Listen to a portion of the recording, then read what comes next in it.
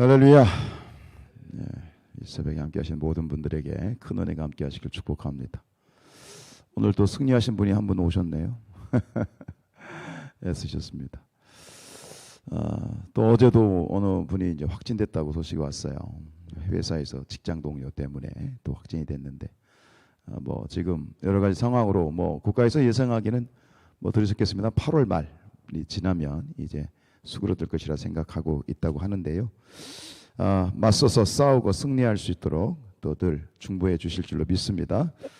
자, 오늘 16장에 이어서 오늘 17장, 즉 요셉의 자손 두 아들인 에브라임과 므낫세에 대한 그 기업 분배에 대한 기록인데요. 오늘 이제 어제 16장에서는 에브라임에 대해서 이제 얘기했다면 오늘은 이 므낫세에 대한 이야기를 하는데 오늘 27장에서 므낫세 지파에 대한 땅 분배에서 다른 지파들과 비교가 되는 좀 주목할 만한 부분이 있는데 그게 뭐냐면 다른 부분에서는 어느 지파의 어느 지역, 어느 땅이 분배되었다, 땅에 집중되었다면 오늘은 초반에 보면 그 땅 분배를 받은 사람들의 이름이 기록이 되고 있어요. 왜 그럴까? 왜 다른 지파와 비교해서 사람의 이름이 기록되었을까라고 하는 것은 오늘 민수기 27장과 연관이 되는데요. 여기 지금 초반에 나와 있는 사람 중에 이름이 거론되는 것이 누굽니까? 슬로보앗의 5 딸들에 대한 그러한 기록이 지금 되어지고 있죠. 아마도 이 부분을 이야기하고 싶은 것 같아요. 슬로보앗의 딸들. 이게 민수기 이제 27장에서 보면 기억이 나실지 모르겠습니다만 미리 이제 이 모세가 생전에 있을 때 너희들이 가나안 땅에 들어가면 이렇게 차지할 거야라고 하는 말을 하게 되는데 그때 이 므낫세 지파 중에 이 슬로보앗이라는 사람이 아들이 없잖아요. 아들이 없으니까 이 땅 기업 분배에서 제외가 되는 거죠. 그러니까 그때 이 슬로보앗의 딸들이 이의를 제기합니다. 저요 하면서 이의를 제기합니다. 그래서 우리는 아들이 없습니다. 그래서 우리가 이 기업 분배에서 제외되는 것은 이것은 공정하지 못합니다. 그러면서 그렇게 제기를 했을 때 그 이야기를 듣고 모세가 그렇구나. 그러면서 이 딸들에게 슬로보앗의 딸들에게 그 땅 분배를 약속하거든요. 그게 민수기 27장인데 그 민수기 27장에서 약속되었던 그 약속이 모세의 약속이 오늘 여기 이제 여호수아서 17장에서 성취가 되는 것이에요. 3절에 보면 그렇게 되어 있잖아요. 헤벨의 아들 길르앗의 손자 마길의 증손 므낫세의 현손 슬로보앗은 아들이 없고 딸뿐이요. 그 딸들의 이름은 뭐요? 말라와 노아와 호글라와 밀가와 디르사라. 이러면서 이 5 딸들에게 땅이 분배된 것을 확인시켜 주려고 하는 그런 의도가 있는 것 같아요.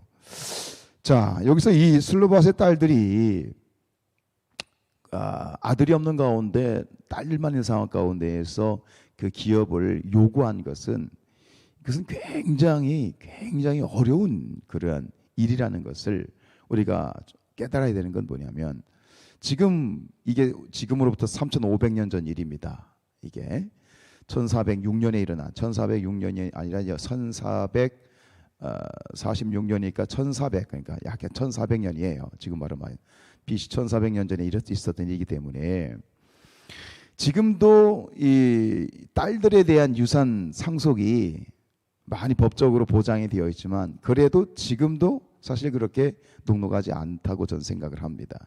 근데 지금으로도 3,500년 전이면 이건 정말 상상할 수 없는 일이에요. 딸들에게 유산이 간다라고 하는 것은 거의 사실 불가능한 거고 만약에 모세가 안 된다, 너희는 안 된다라고 모세가 거부를 했어도 어떤 그런 반론의 제기를 하지 못하는 그런 시대입니다. 근데 그럼에도 불구하고 오늘 이 슬로바스 딸들이 3,500년 전에 이것을 제기했다라고 하는 것은 이건 굉장한 그런 화제거리, 그리고 모세가 그것에 대해서 허락을 했다는 것도 굉장히 파격적인 그런 일이라고 볼 수 있습니다.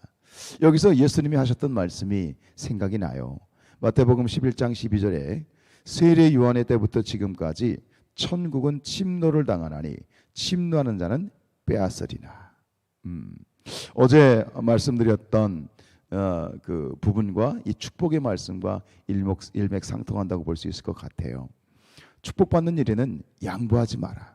자, 양보라는 측면이 약간 소극적인 측면이라면 오늘은 그 축복에 대해서 좀 더 적극적으로 어필하고 있는 거예요. 양보의 차원을 넘어서 어떻게 해라? 빼앗으라는 거야. 침노하라는 거야. 복받는 일에는 오히려 양보 차원이 아니라 더 나아가서 이것이 하나님의 축복을 받는 일이라면 더 나아가서 그것을 빼앗고 천국을 축복을 빼앗고 내 것으로 쟁취하라 라고 하는 그런 교훈을 여기서 우리가 발견을 할 수 있을 것 같아요. 여러분, 우리의 믿음이 필요할 때는 저돌적인 믿음이 돼야 돼. 이것을 다르게 표현하면 파괴적인 믿음입니다. 저돌적인 믿음, 파괴적인 믿음. 그 믿음을 가지라고 오늘 성경은 우리에게 이야기하는 것 같습니다. 오늘날은 굉장히 고상한 시대, 품이 있는 시대, 그죠? 근데 믿음의 세계에서는 고상함, 품이 별로 그렇게 좋은 건 아닌 것 같아요. 고상한 믿음, 품이 있는 믿음. 아니요. 오히려 믿음의 세계는 이런 것 같아요. 옛날에 제가 어떤 분이 기도하는 여인들이 어떤 분이 기도하는 모습을 보았을 때 이 여인이 화장을 예쁘게 하고 마스카라도 하고 근데 이 하나님 앞에 성령에 사로잡혀서 기도할 때 큰 눈물 번복이 얼굴에 화장이 떡이 되고 마스카라가 번지고 얼굴이 시커멓게 번졌음에도 불구하고 울부짖으면서 기도하던 어느 여인의 모습이 생각이 나요. 그게 품에 있는 기도인가요? 그게 품에 있는 고상한 믿음인가? 아니요. 우리의 믿음은 고상한 믿음이 되어서는 아니 된다.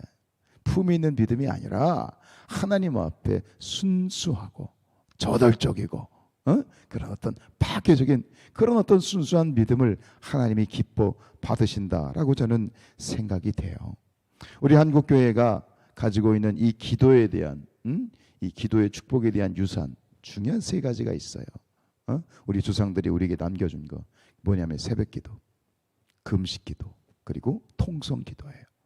이것은 다른 데서 뭐 다른 세계 사람들도 하겠지만 특별히 이 세 가지는 한국 교회의 아주 특별한 유산이에요. 새벽기도, 금식기도, 통성기도.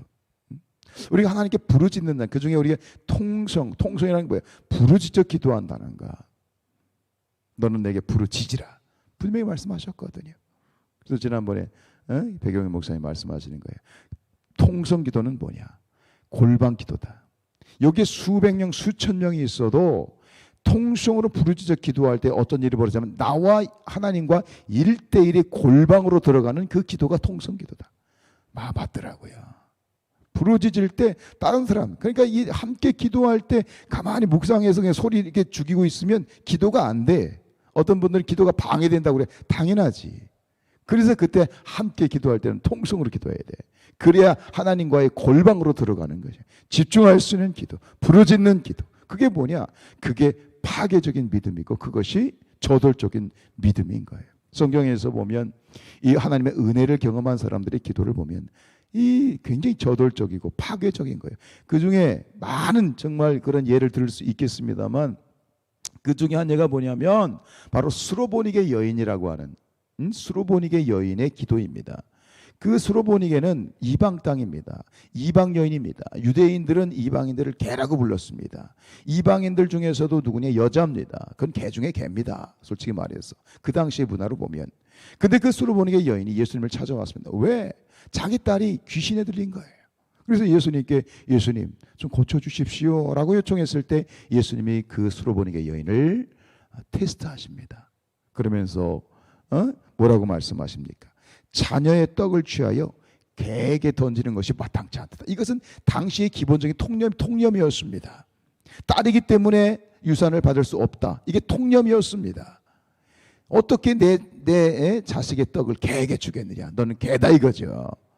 그때 이 수로보니게 여인이 뭐라고 대답합니까? 여자가 대답하여 이르되 주여 옳습니다. 맞습니다. 그리고 상 아래 개들도 아이들이 먹던 부스러기를 먹지 않습니까? 굉장히 저돌적인 거예요. 사실은 이게 겸손이 아니고 저돌적인 거예요. 이게 파괴적인 거예요.